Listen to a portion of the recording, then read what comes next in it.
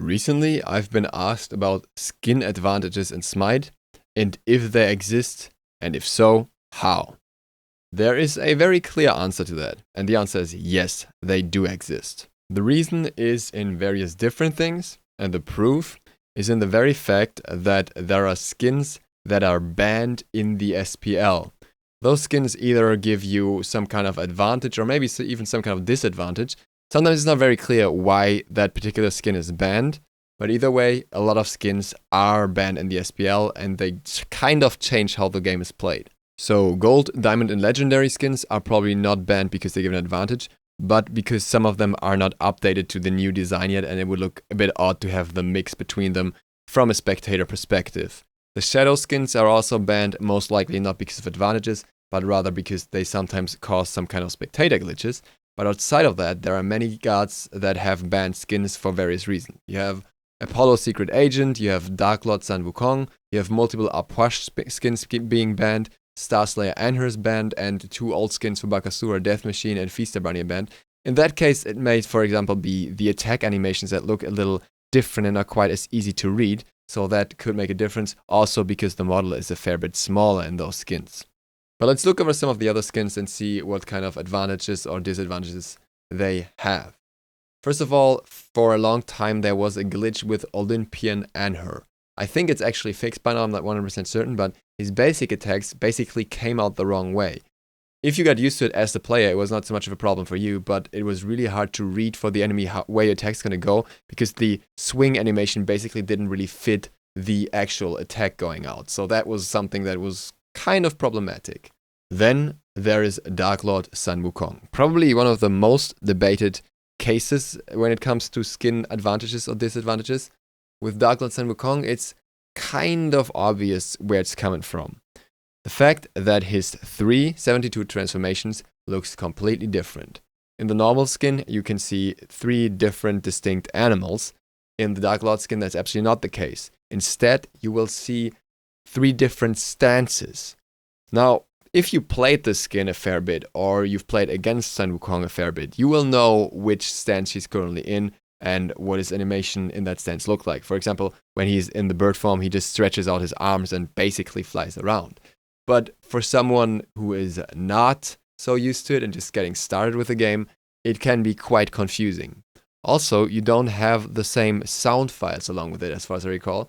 So while in the normal skin you have the distinct audio sounds like from the different animals, in the DukeSloth Sun Wukong skin you gotta have some kind of, well, hissing laser sword sounds. Kind of hard to explain how they sound, but definitely not like the normal skin would. So that's something that would even lead to you not hearing where he's going or what he's doing exactly, whereas you would always do that in the normal skin. Then there is also Sunstar Ra. Now Sunstar Ra has actually been, like, people have complained about the fact that he warns enemies about turning away on his 2. So when he uses it, he actually says turn away, which kind of makes it very easy to turn away because you're already getting warned by your enemy. The problem with that skin is not the 2 though. The problem is the ultimate. In the normal ultimate of the normal Ra skin, you will hear this loud, well, I don't even know what to call it, but him screaming basically. And this will always warn you about the ultimate and you have the time to juke it before it hits you. With the Sunstar Ra, it is very, very different. It's very quiet at the beginning and only at the very end when he hits the target, he actually gets louder. As such, you end up getting hit by the ultimate way more if you are depending on the audio to hear it. And the skin has jokingly been referred to as Silent Ra by me and my friends at this point. Elite Agent Apollo himself actually has different basic attacks. I'm not sure if that's the only reason, but his escape is also different, and a lot of his abilities generally look very, very different from the normal skin, making it much harder to distinguish them from the background, for example, or to dodge them and stuff like that. So I'm assuming it's mostly the basics, but probably his whole kit having some kind of impact there. It has also been mentioned that his helicopter covers less of the screen than the normal skin's chariot, so you can actually see more while flying around. There are also skins like Nurse Diagnosis, where you can hardly see the 2 on the ground, the healing, so making it a lot easier for her to hit it.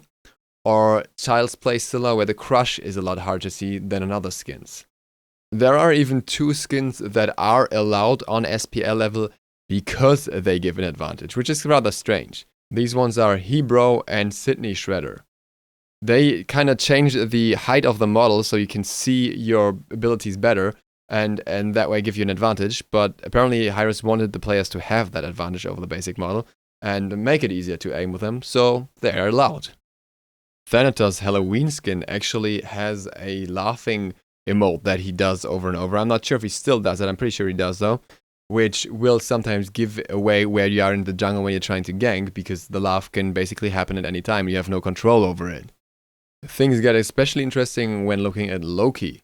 Now, Loki has his Infiltrator skin, where the audio cues for his abilities are actually louder than on the default, so that's a disadvantage, but at the same time they're shorter, so that can be an advantage.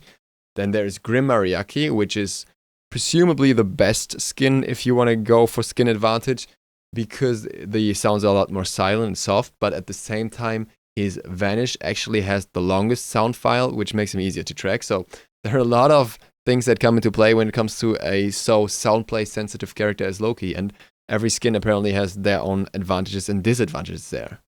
There are many more tiny advantages and disadvantages on skin. For example, the Tyr skins having different levels of visibility for the stance stage and stuff like that.